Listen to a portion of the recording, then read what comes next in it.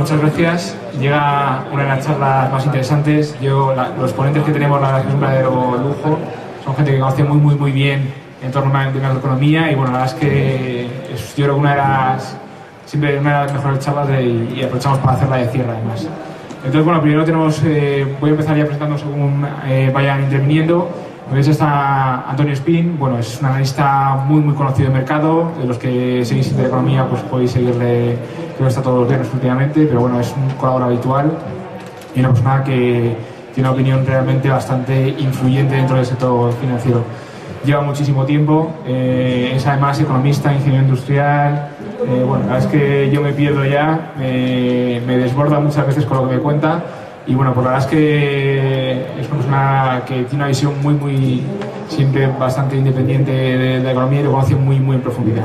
Entonces, bueno, la verdad es que con Antonio además he tenido charlas muy interesantes, le agradezco especialmente que venga y la verdad es que siempre me acaba prediciendo cosas que no me creo y luego acaban sucediendo. Entonces, bueno, pues os dejo paso a él, que nos cuente un poquito cómo ve este momento y bueno, ¿y qué piensas que puede pasar? Bueno,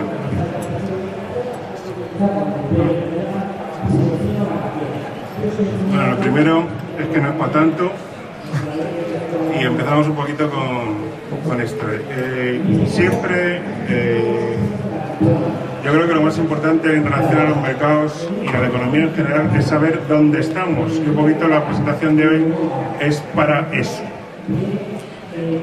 Si planteamos como objetivo ese, determinar dónde nos encontramos, tenemos que hacer uso de una serie de herramientas complicadas, porque la inflación es algo que nos distorsiona siempre, e intentar comparar otras crisis y otros momentos con el momento actual es siempre muy complicado. Vamos a intentar hacer aproximaciones. Este es el ratio Dow Gold desde 1895, es decir, es el Dow Jones expresado en oro. Eso lo que hace es obviar el efecto de la inflación y los efectos distorsionadores que puedan tener, pues sobre todo la inflación. Como puede apreciarse, este gráfico ya tiene tiempo, ya había a la vista de este gráfico, cierta previsión en que, en primer lugar, la longitud de la crisis. Bueno, la crisis, ¿cuánto puede tardar? Ahora veremos la crisis bursátil, dónde puede terminar más o menos, y qué profundidad puede tener. Vamos a saltar a la segunda diapositiva, ¿no?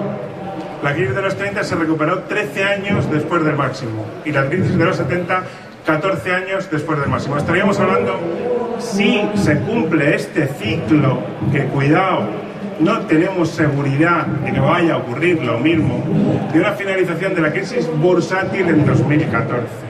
Si esto fuera así, adelantaría en 2-3 años al ciclo de economía real. Estaríamos hablando de que la economía empezaría a respirar hacia el 2016 aproximadamente. Este es el punto de vista del Dow Gold. Si hacemos una lupa y vemos lo que está ocurriendo este año, el Dow Gold no ha alcanzado los mínimos que se alcanzaron en la crisis de los 70. ¿Qué quiere decir eso? ¿El mercado se puede ir abajo? En mi opinión, sí, y bastante. Vamos a puntualizar eso de otra manera. Bueno, estos son un estudio que hace la web de Short, a mí me parece siempre útil y brillante. Y aquí tenemos un modelo corregido de inflación, cuidadito con la inflación, porque la inflación ha tenido cambios metodológicos y se ha manipulado, y eso fue el señor Clinton, luego todos se han apuntado al carro. Aquí siempre el objetivo es timar a la gente. Bueno, pero salvando la distancia, ¿qué tenemos? Tenemos una regresión, una recta de regresión sobre una serie deflactada. ¿Qué quiere decir todo esto? Que aquí tenemos unas posibles finales de la crisis bursátil. A la vista de este gráfico, ¿se puede decir que la crisis bursátil ha acabado? Pues parece ser que no. Si comparamos con otras correcciones, podría quedar todavía una caída. Con lo cual, extrapolando, la crisis del 29 acabó en el 41, puede ser 12 años. Si decimos que acabó en el 49, serían 20. Y la crisis, aquí se está más clara, la crisis del 66 al 82 se tomó 16 años. ¿Qué estaríamos hablando? De una horquilla del 2014 al 2018 para finalizar la crisis bursátil. Volvemos a lo mismo, 3 años más para la crisis de la economía. Bien, escenario posible, a mi modo de ver. Y ahora veremos por qué. El mercado ha repuntado. Esto es una serie deflactada, es decir, con ajuste de inflación. El máximo se nos produce en 2000 y a partir de ahí estamos en una fase correctiva. Ahora estaríamos ahí un poquito más arriba. En mi opinión, hay riesgo de una caída. Estamos hablando de un latigazo a la baja comparable al de 2000 o comparable al de 2007. Ojito con eso. Y ojito con todos los síntomas que veamos de euforia últimamente. Luego, en términos de análisis económico ya veremos por qué, pero hay que tener... Bueno, adelanto un poquito y vamos viendo un poco por qué. Hacemos un análisis desde 1881 en términos de PER, en este caso CAPE, es decir, el promedio ajustado de inflación del beneficio en términos de PER de la bolsa.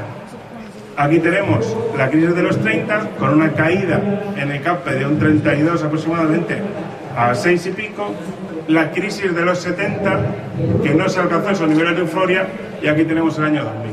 O sea, en casi todos los análisis fundamentales se puede ver que la euforia financiera que hemos vivido y la crisis actual, que en mi opinión arranca desde 2000, ha sido una auténtica orgía de euforia financiera y de nadar en dinero y en crédito. Y hay que tener mucho cuidado porque hay quien postula que esta fuerte caída del PER por debajo de esta línea roja se ha debido también a estos excesos. ¿Qué quiere decir esto? ¿Se nos va a ir el PER por debajo de 5? Hay quien postula eso. Yo no lo sé, nadie lo sabe. Pero lo que es cierto es que a la vista de este gráfico, ¿la bolsa está barata? En absoluto está barata, porque estamos en la parte alta de un rango que es estadísticamente significativo. Entonces estaríamos a un nivel de valoración como en los máximos del 66 con estos términos, ¿de acuerdo? Bien. La trampa, ¿cuál ha sido la trampa en la que he caído yo? Yo llevo utilizando métodos econométricos años y yo he utilizado muestreos, desde los años 70. Entonces, claro, a la vista de este gráfico, si yo cojo cualquier modelo econométrico o el famoso modelo PER-TIR, esto es dividir. O sea, el PER son años, ¿no? Los años que tardan en recuperar una inversión, son veces. El inverso del PER es una rentabilidad. Si quiero comparar la rentabilidad de la bolsa con la rentabilidad del bono, pues hago este modelo que es el inverso del PER dividido por la TIR del bono a 10 años o de la letra. Con lo cual me da un modelo tras base. Si el gráfico está aquí arriba, me salgo de bolsa y me meto en bonos. El gráfico está aquí abajo, me salgo de los bonos y me meto en bolsa. ¿Qué quiere decir esto? Esto es un indicador fundamental que dice aquí caro, aquí barato. Entonces, alguien puede decir, ¿la bolsa está barata? La bolsa está tirada de precio, si lo comparamos con todo este muestreo. Pero ahora nos vamos a un muestreo más grande y decimos, desde el año 1881, vemos que es una orgía de euforia lo que ha ocurrido en 2000 y posterior y después, ¿no? Y que tenemos una primera caída. Este sería el mercado alcista de 2003 a 2007, otro latigazo a la baja y desde luego no estamos cerca de la zona de mínimos. ¿Qué teníamos en los 70? Unos tipos al 14 o al 12, una inflación al 20 y tantos. ¿Pero qué tenemos aquí? ¿A cuánto están los tipos? Al 2. ¿Pero es eso real? No. ¿A cuánto deberían estar? 2 puntos por encima de la inflación. ¿Cuál es la inflación real? ¿Un 4 o un 5? Tipo, deberían estar al 7. Es decir, los tipos de interés solo tienen margen al alza, no tienen margen a la baja. Con lo cual, esto también puede estar distorsionado. ¿De acuerdo? Y realmente la distorsión, que se nos producía aquí tener una réplica, pero al revés.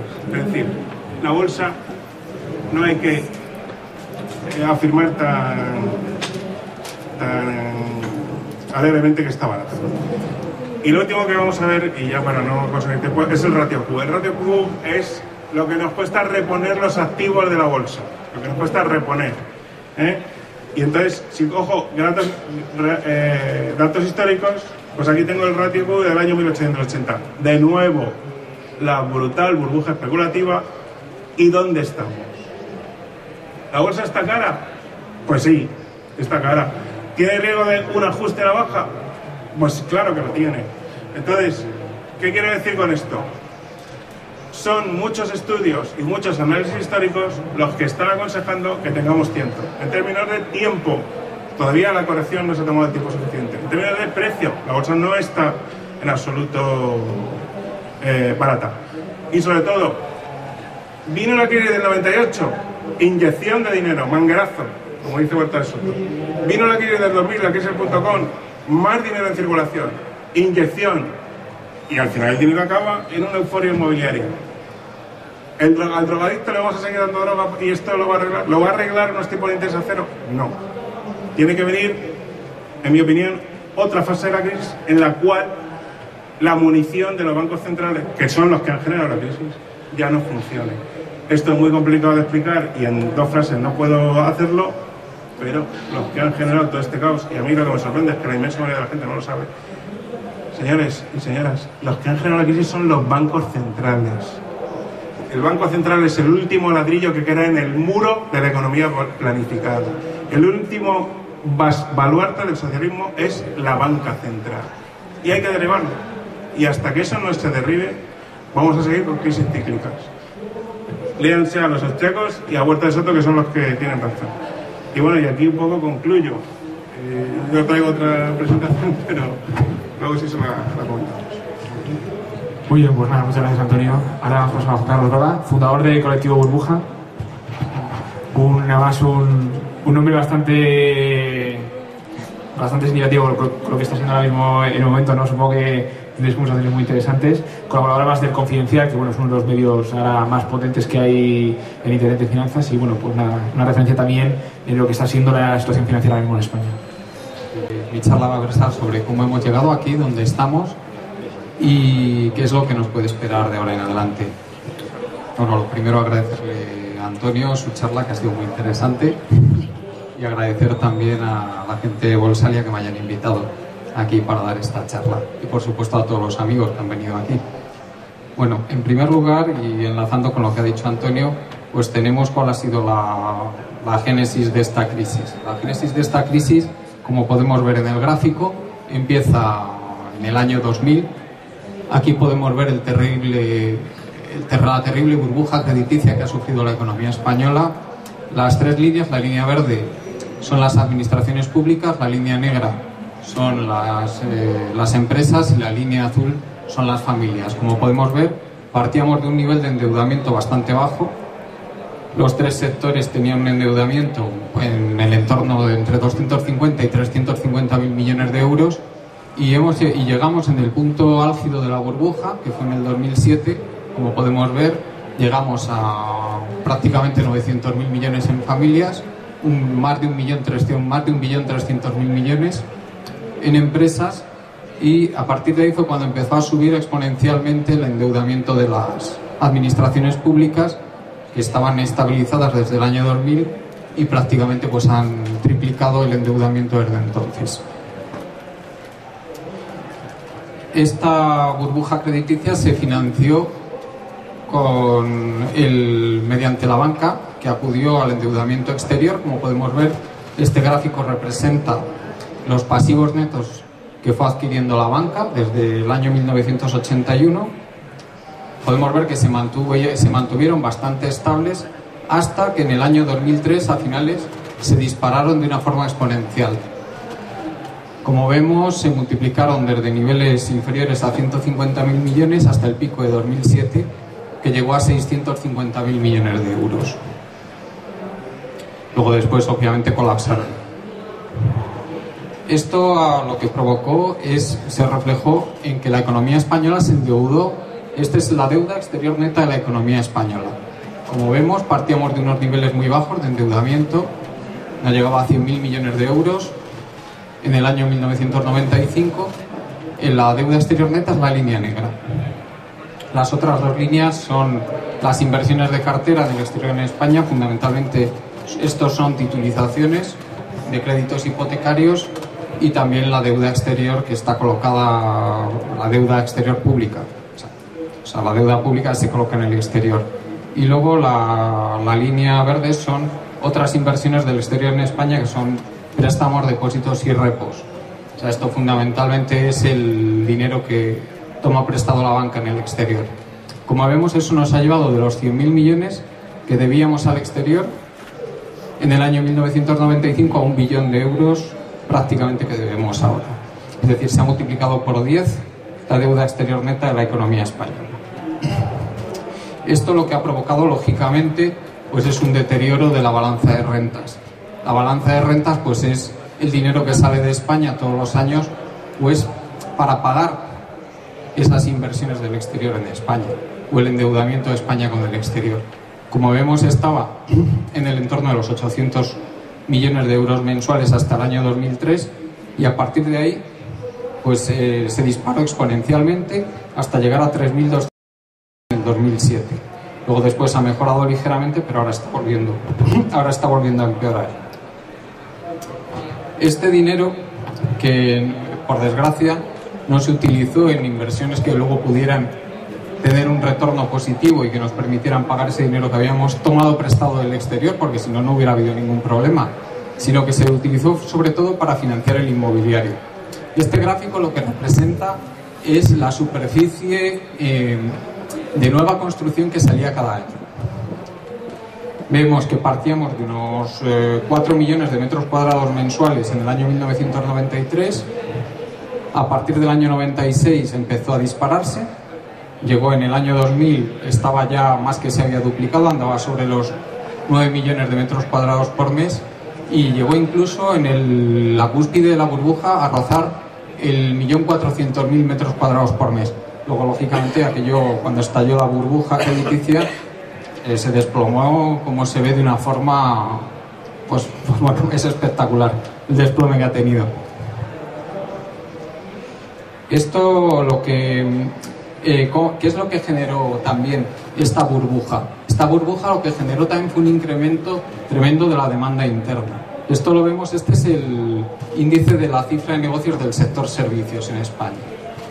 Este índice lo que recoge más o menos el 50% de la actividad de la economía española.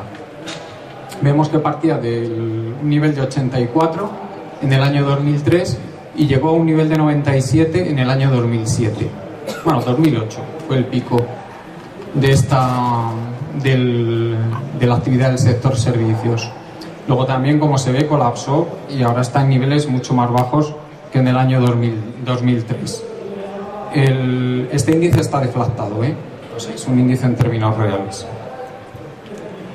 Este incremento de la demanda trajo aquí a España pues muchísimos trabajadores extranjeros. Partíamos de un nivel de 300.000 trabajadores extranjeros, que es la línea negra,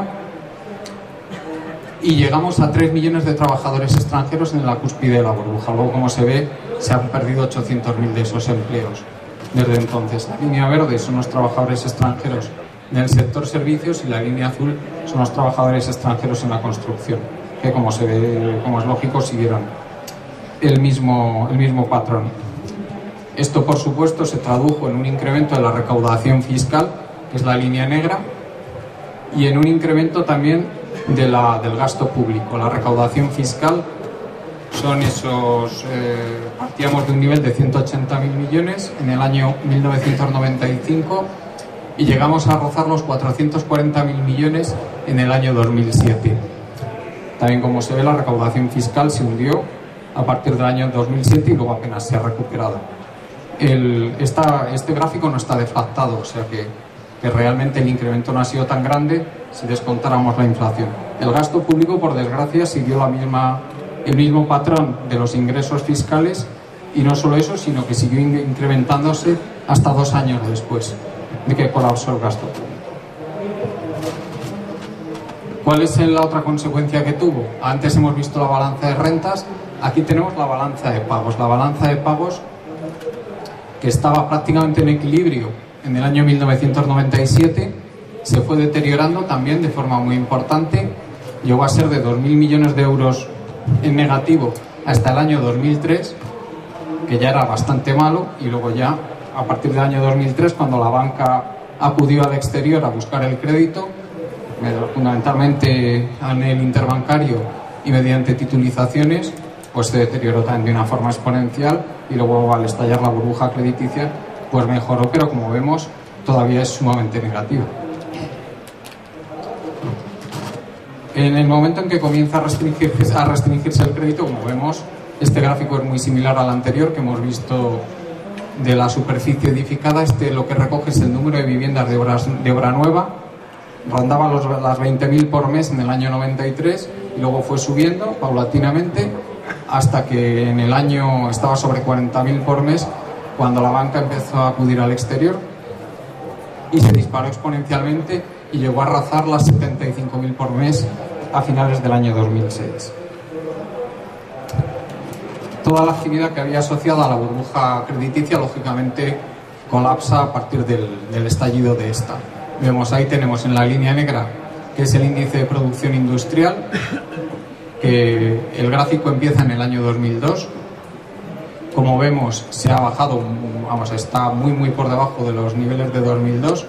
Llegó a bajar hasta desde niveles de 108 hasta niveles de 84 cuando se intentó la estabilización de la economía en el 2009, y ahora otra vez está volviendo a bajar más despacio que cuando el estallido de la burbuja, y lo tenemos sobre niveles de 83. Como vemos, apenas ha habido recuperación. La línea azul es el mismo índice de actividad del sector servicios que hemos visto antes.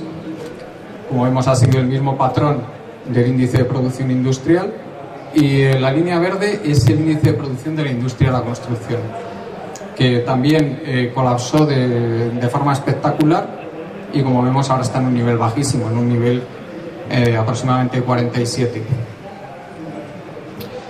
Este es el gráfico del empleo, que como vemos siguió el mismo patrón de la actividad. Si la industria, los servicios y la construcción se desploman, pues lógicamente el empleo también lo tiene que hacer. Como vemos, partíamos en el año 2000 de poco más de 15 millones de empleos y llegamos a tener 20.600.000 empleos prácticamente en el año 2008. Ahora mismo nos encontramos en 17.500.000 empleos, o sea que aproximadamente la mitad del empleo que se creó durante la burbuja se ha destruido ya. El gobierno trató desesperadamente de estabilizar la situación cuando estalló la burbuja y provocó enormes déficits. Aquí vemos el déficit público. Partíamos de un superávit de 20.000 millones de euros en el año 2007 y llegamos en solo 2 años a casi 120.000 millones de euros de déficit público. Luego apenas ha mejorado, como vemos. El año pasado pues estuvo por encima de los 90.000 millones. Desde luego, no toda la culpa son de las medidas contracíclicas que instauró el gobierno, sino que buena parte de la culpa es del desplome de la recaudación, como es lógico, y de los estabilizadores automáticos.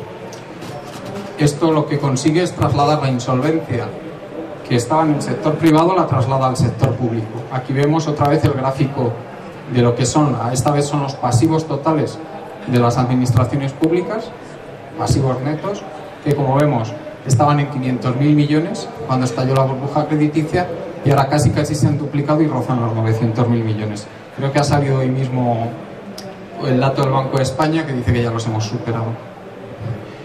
Los inversores, como es lógico, este gráfico muchos de vosotros ya lo conocéis, porque está colgado en internet desde hace 2 años. Los inversores, como es lógico, empiezan a desconfiar de la capacidad de repago que pueda tener el Estado español de la deuda, y los diferenciales con el bono alemán, la famosa prima de riesgo, que estaba en 50 al comenzar el año 2010, se dispara y ahora ya estamos por encima de 400. La prima de riesgo es la línea azul y la línea verde son los CDS, que son los seguros de riesgo y impago de la deuda española, que como es lógico suben en paralelo. Esto fuerza el que se encarezca, o sea, el que haya estas dificultades para obtener financiación del exterior, fuerza que empiecen a ajustarse los déficits. La línea azul es la estabilización del déficit de las administraciones públicas, que como vemos apenas ha comenzado, y la línea negra son los déficits en la balanza de pagos, que como vemos llegaron hasta 12.000 millones y ahora mismo en el último mes se encuentra en algo menos de 6.000 millones de euros. En promedio ahora mismo están en un poquito más de 3.000 millones.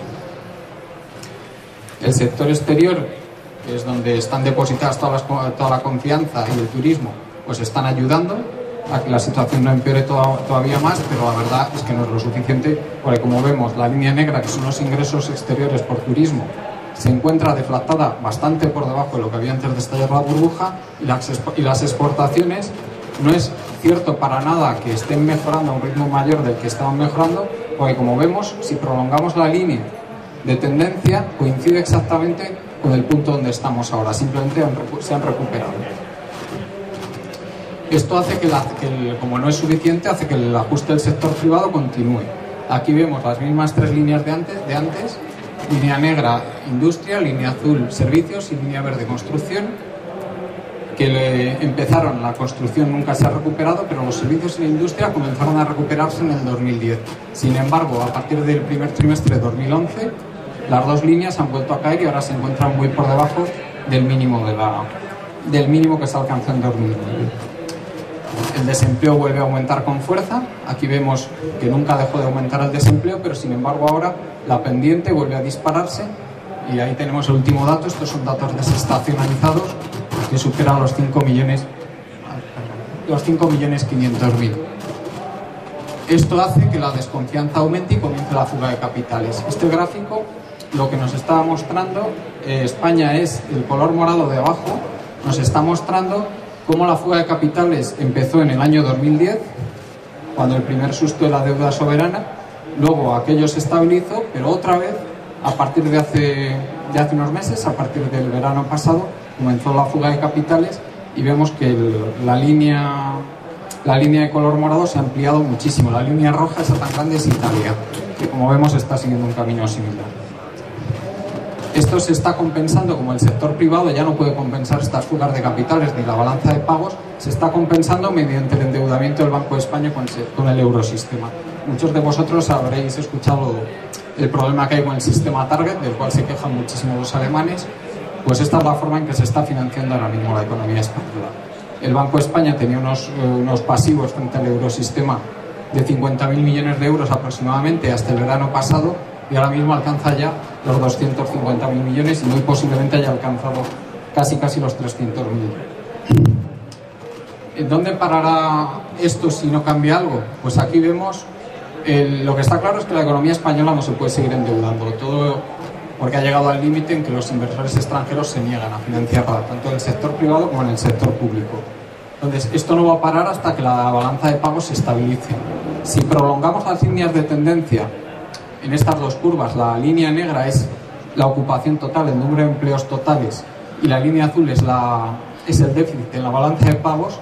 Si prolongamos estas dos líneas, nos encontramos con que el equilibrio se alcanzaría aproximadamente dentro de 3 años, con 3 millones más de empleos destruidos, y lo que nos llevaría a 14,4 millones de ocupación. Pero si habéis leído alguno de vosotros mi columna de hoy en El Confidencial, si veis el déficit en la balanza de pagos ha dejado de mejorar, se ve como la línea azul ahora mismo está recta, y esto significaría que ni siquiera en ese nivel se estabilizaría la situación.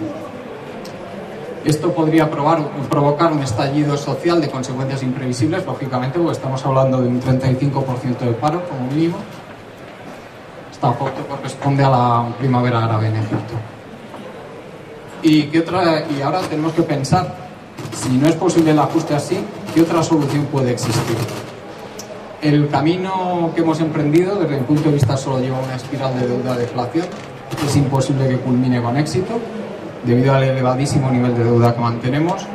Entonces, es imprescindible que se sanee el sistema financiero, aunque desde luego ningún austríaco aprobaría esto, y miro a Antonio. Desde mi punto de vista, haría falta en esta situación que el Banco Central saneara la banca, comprara los activos tóxicos, para de esta forma reducir la carga de la deuda al menos en un 50%. Con ello el crédito volvería a fluir, la economía se reactivaría y el déficit público automáticamente también mejoraría. Pero esto no se puede repetir después de esto un nuevo auge inmobiliario, lo cual es dificilísimo que no ocurra dada la situación actual, si eso se hiciera. Y para ello habría que realizar unos profundos cambios institucionales que eliminaran de raíz la corrupción que estuvo asociada a la burbuja inmobiliaria. O sea que estamos concluyendo que el problema, desde luego, es político más que económico en esta circunstancia. Y, por supuesto, Europa debería admitir esta solución, lo cual es bastante dudoso que ocurra. Y si Europa nos condenara a esta espiral de miseria a la que nos estamos refiriendo, pues la única opción sería recuperar la soberanía monetaria. Y, por supuesto, aun recuperando la soberanía monetaria, el problema, si tenemos las mismas élites corruptas en el poder, pues seguiría siendo el mismo. Es decir, el problema político que padecemos. Bueno, y con esto termino. Muchas gracias.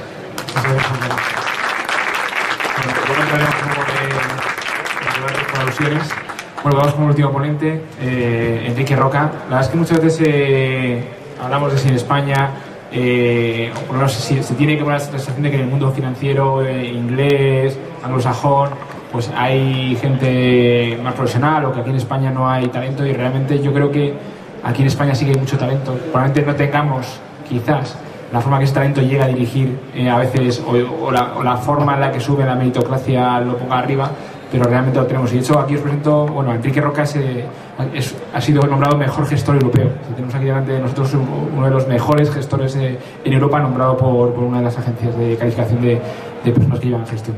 Y bueno, Enrique Roca escribe ahora mismo en Rankia, también colabora en Confidencial, también tenemos sus artículos, y la verdad es que es un placer tenerle aquí. Desde luego siempre, para mí es una de las lecturas imprescindibles para entender un poquito qué podemos esperar de la bolsa, y sobre todo yo creo que en Asset Allocation, lo que es un poquito dónde nos interesa estar, y desde luego para mí, digamos, es una lectura encima que podemos encontrar en la red gratis, con lo cual, vamos, os animo a que lo hagáis. Buenas tardes a todos. Bueno, aparte de sacar el pañuelo para llorar, digamos, pues vamos a ver si sacamos algo positivo. Bien, tienen razón tanto mis dos colegas anteriores, el problema de España es un problema político, totalmente de acuerdo. Voy a poner un ejemplo.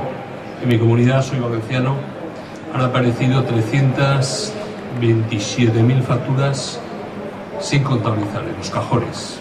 La deuda con el Estado central, que lo va a pagar, son 4.200 millones, digamos, de euros, pero yo creo que no han aparecido todas. Han aparecido las que podían por la ley de contratos, pero está todo el tema de subvenciones. Pues bien, el conseller de Hacienda de mi comunidad es el que hasta en la época de Camps era su secretario de presupuestos. No ha pasado nada, todo sigue igual. Hay entidades financieras que tienen más consejeros que empleados, cobrando dietas, no pasa nada.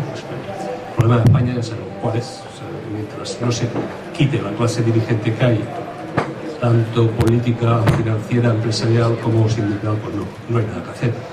Empresarios hay, yo los veo todos los días en el AVE, pero te dicen que se tienen que ir a México, a Brasil, a Colombia, porque les piden, como no están dispuestos a pagar el peaje y no hay negocio, y aquí todo es a base de un tal, pues se van. Pues bien, yo cuando, aparte de digamos, introducción, diciendo que porque aquí podemos hablar muchas cosas, pero si mantenemos el Senado, los diputados autonómicos, digamos, el aparato burocrático del Estado, las 3 y 4 administraciones, mi Generalitat tiene una Generalitat paralela, que son las empresas públicas, por lo cual tenemos 4 administraciones, etcétera, no hay nada que hacer. Vamos a ver si sacamos algo positivo. Les doy un poco, digamos, alguna orientación de lo que a mí me sirve o me ha servido hasta ahora, para intentar un poquitín que no nos mermen los ahorros de nuestra vida. Lo primero que tenemos que decir es que en una época de crisis lo principal es preservar el capital. ¿Y esto qué quiere decir? Bueno, pues quiere decir que a lo mejor es más seguro un fondo de renta fija, mixta, internacional, bien diversificado, que un depósito de una entidad financiera. Entre otras cosas, porque el fondo de garantía de depósitos español no tiene, digamos, no hay liquidez ni solvencia. Eso quiere decir. ¿Qué más quiere decir? Pues quiere decir que el mundo pues no es España solo, es decir, tenemos un mundo a 2 velocidades. ¿Significa esto que fuera las cosas están mejor? Pues más o menos, yo creo que no están tan mal como aquí, en el sentido de que los países emergentes, aunque también manipulan las estadísticas, pero vemos que cada vez está creando una clase media incipiente, que a lo mejor en Europa lo que está haciendo es destruyéndose, que los países emergentes pueden estar creciendo al 6-7%, que Estados Unidos más o menos las empresas tienen bastante cash, se recompran las acciones, se han adoptado nuevas tecnologías, incluso ya hay empresas norteamericanas que prefieren estar en Norteamérica porque han aceptado a los trabajadores, digamos, a lo mejor incluso bajadas salariales antes que salir fuera a producir. Es decir, los datos en Estados Unidos, aunque tienen unos déficits bastante elevados, parece que no son tan malos como en Europa. Por lo tanto, hay que tener presente que lo que tenemos que hacer en una época es dirigirnos hacia aquellos activos, digamos, que por lo menos en una época de crisis nos protejan de la inflación. ¿Y de la inflación qué quiere decir? ¿Y cuáles son los activos que para mí normalmente, o qué estructura de activos puede ser la más adecuada? Bien, yo escribí en el Confidencial un artículo que creo que también muchas veces ha salido en bolsa.com, que se llama, bueno, no lo conocía mucho, que era la cartera permanente de Antonio Rico, que era aproximadamente invertir o dividir, digamos, nuestro patrimonio en 4 clases de activos, que serían liquidez segura, no toda la liquidez es lo mismo. A veces hay que sacrificar rentabilidad por seguridad siempre, no, a veces no, siempre. Hoy ofrecían bonos del Banco Popular al 9,25% a 2 años. Las cosas no pasan porque sí. Y bueno, hay que liquidez segura. Otra cuarta parte en bonos, otra cuarta parte, digamos, en acciones, en buenas acciones de buenas empresas, con ingresos recurrentes. Excluimos el sector bancario, el sector inmobiliario, empresas de servicios, tipo ascensores, empresas volcadas al consumo en países emergentes, Coca-Cola, las grandes corporaciones, lo de siempre, de consumo más o menos estable, lo cual la gente el último en quitarse, con buenos dividendos. Además, operamos a través de un fondo que vende acores sobre empresas que periódicamente han aumentado el dividendo, pues tenemos un plus.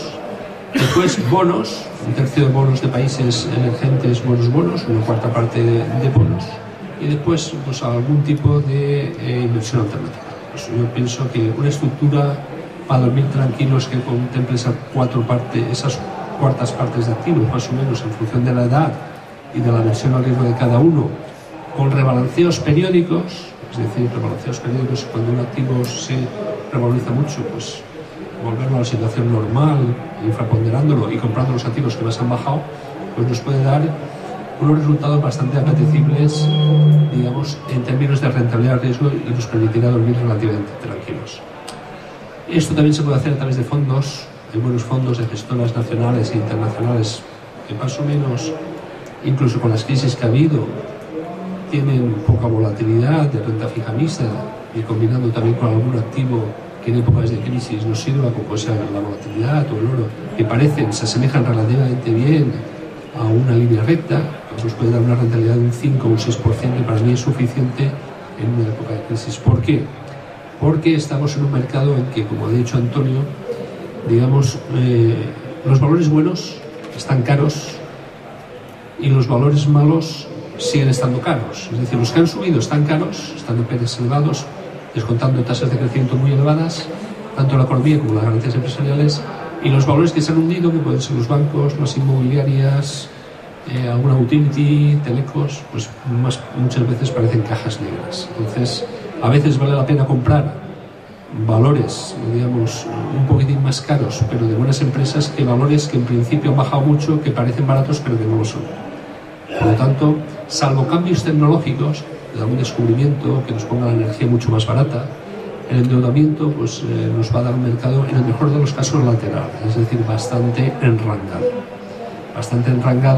a lo mejor con rangos del 15-20%, pero muy difícil, digamos, que volvamos a unos niveles, superar claramente el 1400 del S&P, 1450, y por la banda de abajo podemos ver perfectamente otras veces el 1000, 1100, etc. En cuanto a la bolsa europea, pues parece ser que está relativamente bien valorada, porque no crecemos, tenemos una estructura bastante caduca. Esto es un cambio de ciclo, es decir, los países emergentes están tomando el poder, están creando una nueva clase media, tienen el ahorro, y bueno, nosotros pues es un imperio que prácticamente desaparece, está de capa caída, como decía. Periódicamente tenemos crisis, por lo tanto yo sí que considero que hay que tener una elevada proporción de dinero en liquidez segura.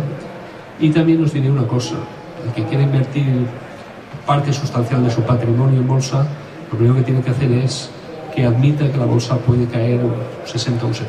Si uno puede aguantar y dormir tranquilo que la bolsa, por cualquier circunstancia prevista o imprevista, puede perder un 60 o un 70%, que invierta de forma periódica, comprando siempre, digamos, cuando baja. Buenos fondos que los hay, fondos que la tienen al mercado, y pensando que a la larga, digamos, la bolsa es uno de los mejores activos que hay. Pero a la larga significa pues, periodos cada vez más, la intercorrelación de la economía, cada vez periodos más largos, periodos de 30, 50 y 70 años. La estrategia de buy and hold es una estrategia para invertir en tendencia y que se lo pueda permitir, es decir, que tenga ya solucionado prácticamente, si es que se puede decir en estos momentos, dada la incertidumbre que hay de toda la temática de pensiones, seguridad, depósitos en el futuro, se lo pueda permitir. Yo le aconsejaría que comprara fondos con tendencias, porque el mundo al final progresa, es decir, yo espero que el mínimo de esta crisis sea un mínimo en cuanto a nivel de vida, a nivel mundial, otra cosa es España, Europa, es superior, digamos, a la crisis anterior. Tener en cuenta, por ejemplo, que la década de los 2000, la gente ha dicho, la década de los 2000 es una década perdida en bolsa. Pues en el MSCI emergentes, digamos, dio aproximadamente una rentabilidad anualizada del 10%. Bien es cierto que el MSCI global, digamos, prácticamente no se ganó dinero en bolsa, pero sí que se ganó en bonos. Por eso decía un poquitín, tiene una cartera relativamente descorrelacionada y relativamente diversificada. Diversificada en el sentido de que ahora parece casi más seguro tener un bono de Coca-Cola o un bono de IBM o un bono de una gran empresa que una deuda estatal. En cuanto a España, pues yo creo que nos cambiamos la mentalidad, que creo que el sector privado ya se la ha cambiado. Es decir, cuando uno habla con determinados empresarios que salen al exterior, ven que están haciendo un esfuerzo bastante potente. Somos de los pocos países que han mantenido la tasa de cuota mundial. En Europa creo que somos el único de comercio exterior, pero que el ajuste, digamos, del sector público y del sector político, pues es lo que nos está lastrando, porque en otras cosas no tienen mentalidad de empresario. Es decir, cuando yo veo un museo que hay al lado de mi casa a las 8:30 de la noche, un viernes, que televisan el Real Madrid-Barcelona, yo voy a ver cuánta gente hay en el museo. Pero es que no entra nadie, ni ese día, ni el anterior, ni nada. Y veo un cartel que pone estoy en el servicio y lo veo en el bar viendo el fútbol, digo, es que, digamos, hay que ir ya a cosas muy micro para ver dónde podemos ahorrar. El pan para todos y decir, bueno, bajo a todos los funcionarios el 10% y además los cabreo, o subo los impuestos a todos el 10%, o recorto las inversiones y tal, y no se entra en detalle, pues es lo que nos está haciendo, digamos, que a lo mejor nos cueste más.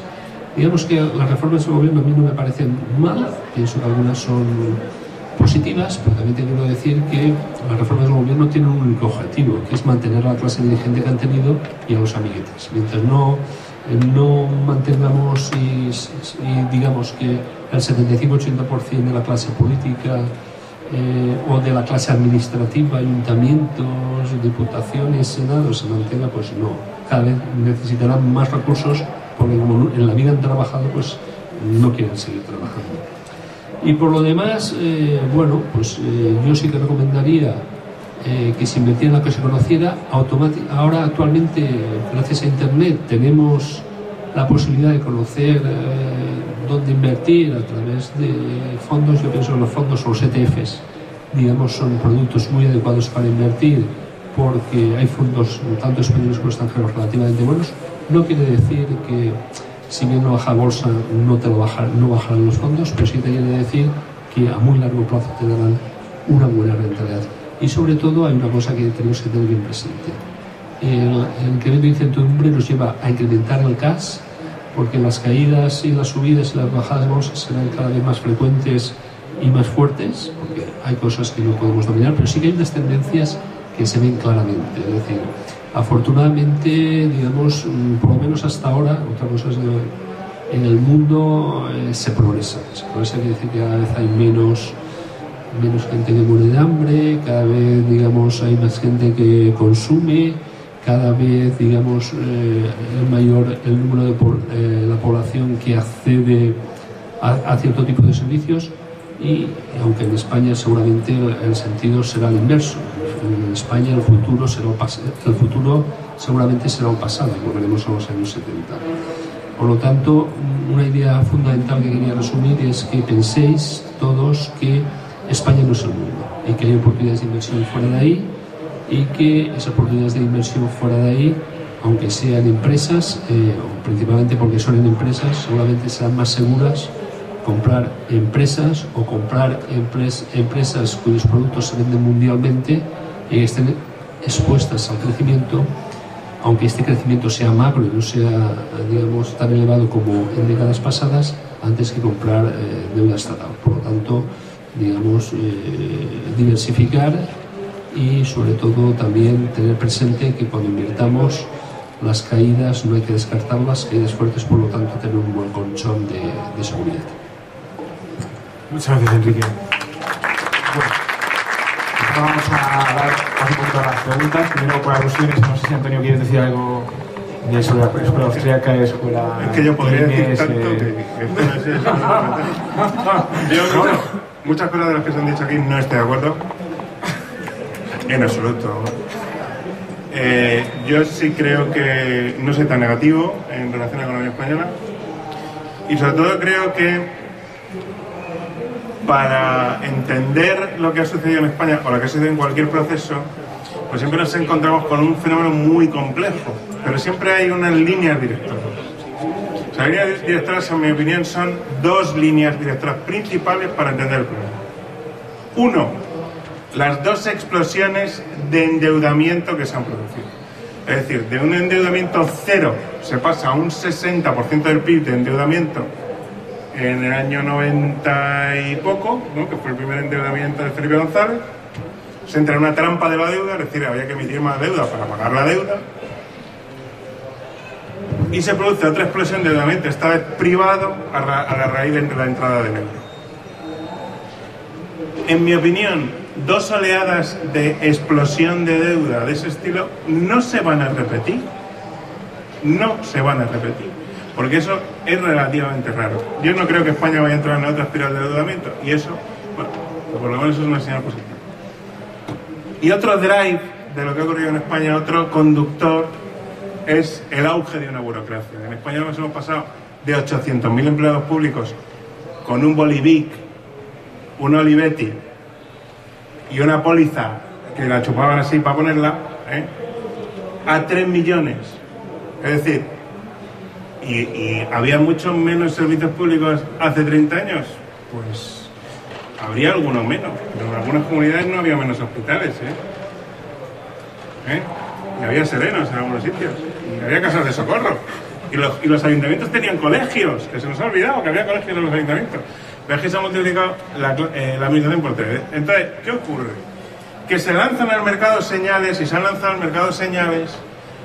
Pues la gente no es que sea ambiciosa, ni esté bueno, ni esté malo, no, sino que al mercado se le mandan señales erróneas y en vez de orientarse las personas hacia objetivos vitales, de, bueno, yo tengo que entrar en una empresa exportadora, voy a ver cómo me hago una empresa y satisfago las necesidades del mercado, no, ¿cuál es el negocio? El negocio es ser funcionario. Y los chavales se han ido a hacer oposiciones durante 30 años. No es mentira, ¿verdad? Y se acabó el cachondeo. Sí, es que se ha acabado. Y es que tiene que empezar a caer la viruta al suelo.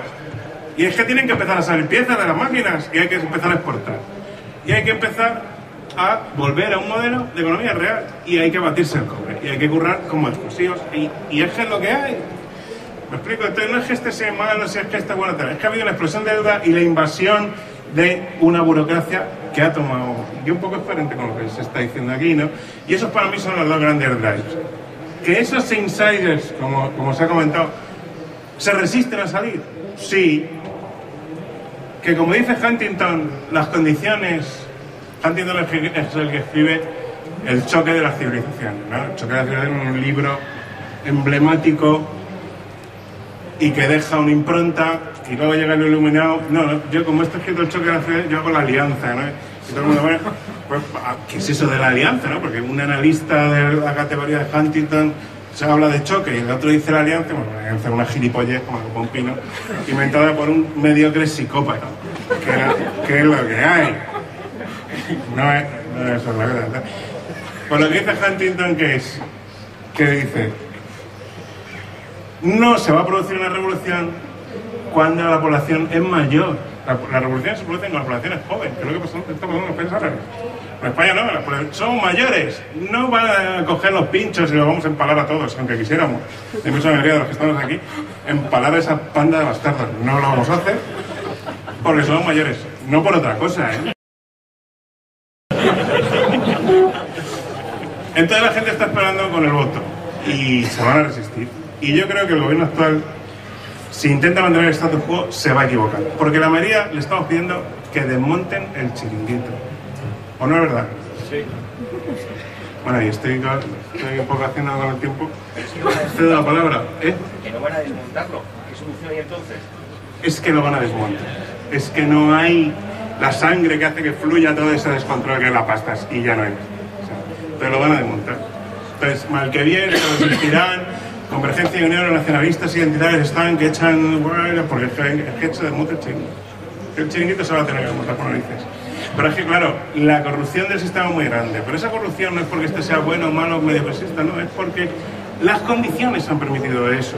Entonces, la universidad está corrupta, hasta las trancas hay que echarla abajo. Hay que entrar con un lanzallamas en la universidad.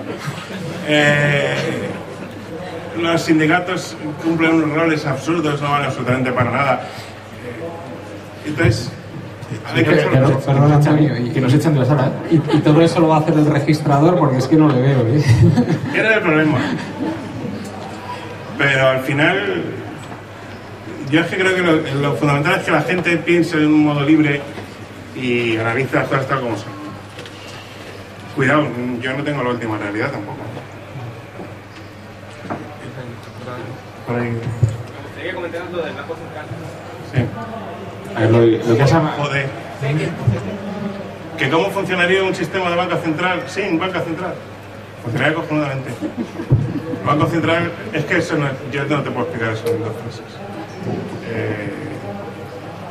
El Banco Central fija el tipo de interés, que es el precio más importante que hay. Fija la cantidad de dinero que tenemos en nosotros en el bolsillo. El Banco Central es lo que genera las crisis de una manera periódica. El Banco Central es el que ha generado esta crisis.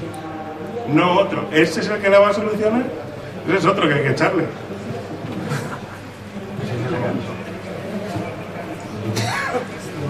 El problema, yo es que, bien, si no hacemos nada, quiero decir, no se van a ir, eso lo tengo muy claro.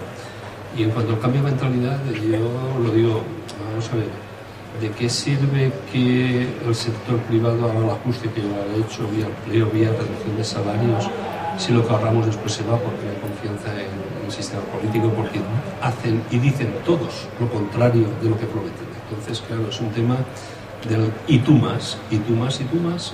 Entonces es un tema de que como esas personas no saben hacer otra cosa, cobran buenos sueldos, no trabajan y viven a costa de lo ajeno, digamos, pues hay que eso.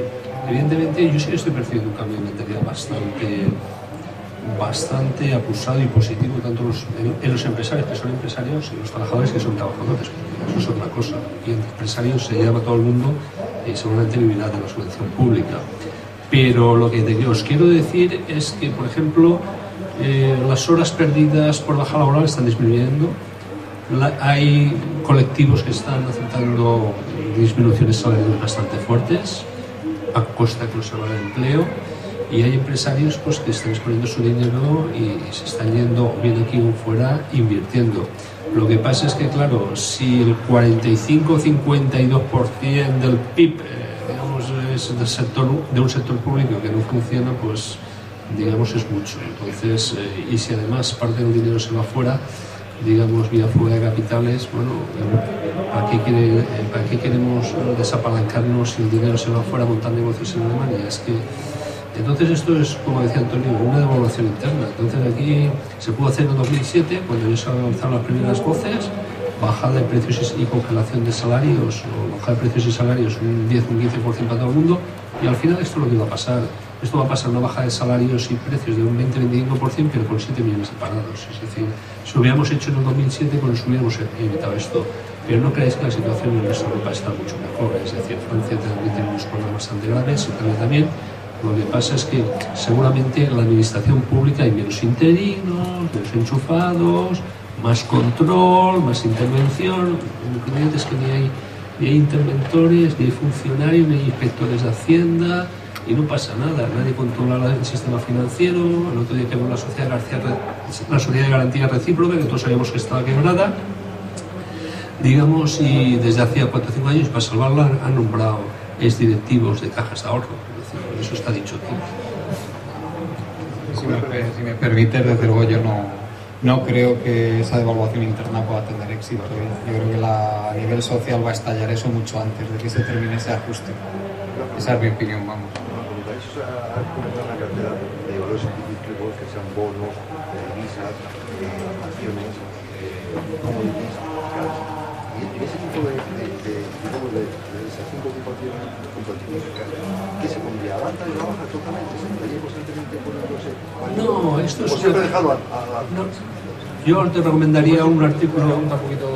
Sí, la pregunta era si, bueno, la cartera permanente que un poquitín sigue los orígenes del fundador de Vanguard, la cartera Vogel de ETFs, un poquitín qué es lo que haríamos. Pues mira, es una cartera permanente muy parecida a un fondo de renta fija mixta que podéis encontrar en un blog, tanto en Rankia como creo que también en bolsa.com, se llama El Inversor Inteligente, que también ha salido en el Confidencial, y ahí podréis un poco bucear lo que se hace. Eso es hacer inversiones periódicas, digamos, en ETFs o en fondos que repliquen más o menos esa composición de activos, y después, conforme un activo sube mucho, si sube la ponderación en lugar del 25%, porque se valoriza mucho, pasa al 35% o al 30%, disminuye al 25% y comprar aquel activo, digamos, que se ha desvalorizado más, porque normalmente a medio o largo plazo tiene una rentabilidad bastante similar.